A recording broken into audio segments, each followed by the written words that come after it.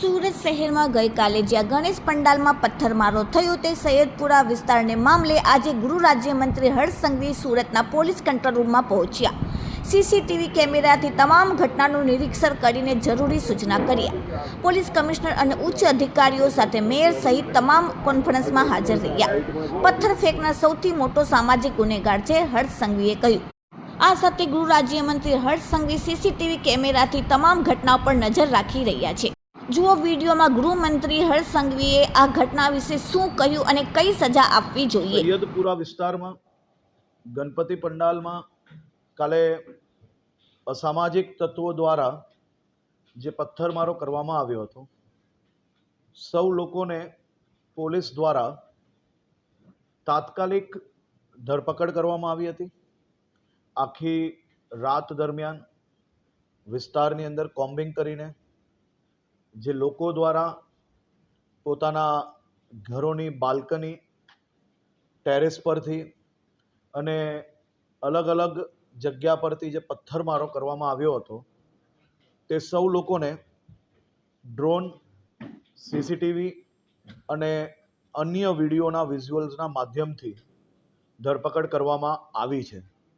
ખાસ કરીને આખી રાત સુરત પોલીસની બધી જ ટીમો દ્વારા ખૂબ મહેનત કરીને આ તમામ લોકોને પકડવામાં આવ્યા છે.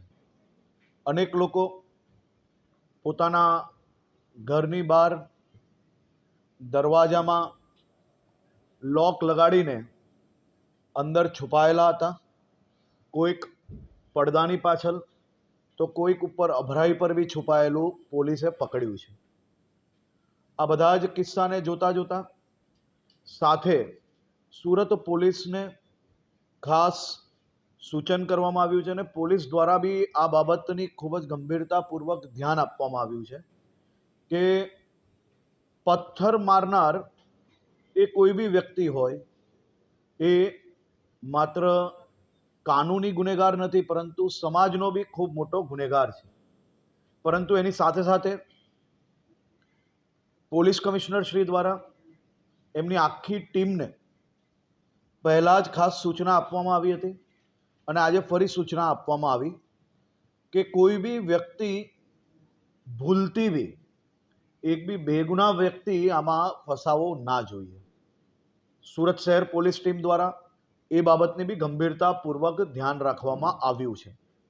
આજે તમામ સમાજના લોકોને અલગ અલગ ગ્રુપોમાં જે લોકો આવ્યા છે તે સૌ લોકોને મળ્યા છીએ અને સૌ લોકોને 100% વિશ્વાસ અપાવ્યો છે કે આપણું રાજ્ય ગુજરાત રાજ્ય, આપણું ગુજરાતે અને આપણા ગુજરાતે માત્ર ગુજરાતમાં જન્મેલા બાળકને જ નહીં, પરંતુ દેશના તમામ યુવાનો જેને પોતાના પરિવાર માટે સપના જોયા હોય, જેને પોતાના પરિવારને આગળ વધારવા માટે રાત દિવસ મહેનત કરવી હોય, એવા લાખો કરોડો યુવાઓને રોજગારી આપવાવાળું આપણું રાજ્ય, એમાં કોઈ બી પ્રકારની શાંતિ દોલવાની પ્રયત્ન કરનાર લોકોને સાખી ના લેવાય અને એ લોકો પર કડકમાં કડક પગલાં ભરવા એ ખૂબ જરૂરી છે.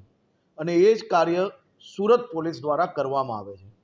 ગણપતિજીની પૂજા અર્ચના કરવું એ આપણા બધાનો હક છે. આપણા સૌની જીવાદોરી, આપણા સૌનું આસ્થાનું કેન્દ્ર. એ ગણપતિજીની સ્થાપના 10 દિવસ માટે થતી હોય છે, પરંતુ મહિનાઓ પહેલાંથી અલગ અલગ મંડળો ગણપતિજીના આગમન માટે તૈયારીઓ કરતા હોય છે. લોકો પરિવારજનો જોડે જ્યારે ગણપતિજીના વિસર્જન થાય ને, તો આંખોમાંથી આંસુ હોતા હોય છે. એવા સૌ ગણપતિ ભક્તો જે માત્ર ગણપતિજીની જે સ્થાપના કરે છે, એ માત્ર પૂજા અર્ચના માટે નથી થતી. પૂજા અર્ચના જોડે એના જીવનની સૌથી મોટી આસ્થાનું કેન્દ્ર છે. અને આસ્થાના કેન્દ્ર જોડે જોડે એક વિષય પર જો ડિટેલ્ડ રિસર્ચ થાય તો એનો અંદાજો સૌ લોકોને આવશે. ગણપતિજીના પંડાલ બાંધવાવાળા કયા સમાજના લોકો હોય છે એ ક્યારેય નથી જોવામાં આવતું.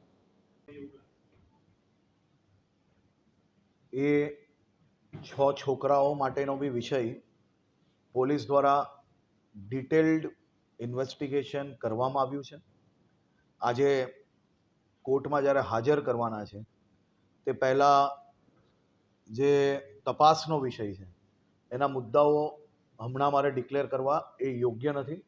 એ બાબતની સંપૂર્ણ માહિતી કોર્ટમાં જ્યારે આ સૌ આરોપીઓને લઈ જશે ત્યારે સરકારી વકીલ પોલીસ દ્વારા જે વિષયો મુકાયેલા છે એ સૌ લોકોના ધ્યાન પર આપવામાં આવશે, કારણ કે પહેલાંથી આ વિષયો ડિક્લેર કરવા એ યોગ્ય નથી.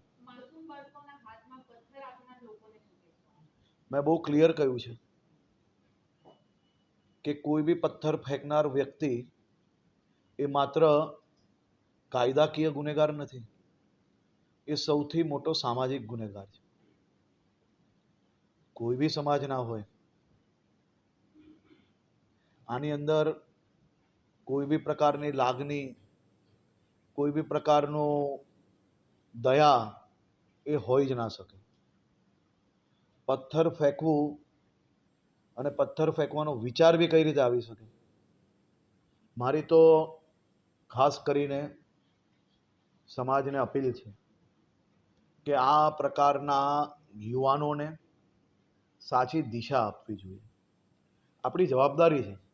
સમાજે જ્યારે વિવિધ ટ્રસ્ટોની અંદર, ચાહે મદરેસા હોય, ચાહે મસ્જિદ હોય, ચાહે મુસ્લિમ સમાજના વિવિધ અલગ અલગ સંગઠનોમાં જ્યારે આપણે સૌ લોકોને જવાબદારી આપી છે, તો આપ સૌ લોકોની બી એક જવાબદારી છે કે યુવાનોને સાચા માર્ગે, અને કોઈક યુવાન જો ખોટા માર્ગે ભટક્યો હોય તો એને સમજાવવું જોઈએ.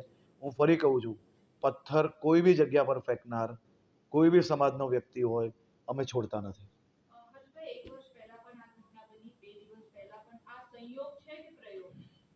જો સંપૂર્ણ મેં તમને જેમ કહ્યું એમ ઇન્વેસ્ટિગેશન ચાલુ છે, અને ચાલુ ઇન્વેસ્ટિગેશને હું કોઈ બી પ્રકારના સ્ટેટમેન્ટ નથી આપી શકતો. રાજ્યની અંદર ખાસ કરીને પોલીસ વિભાગ દ્વારા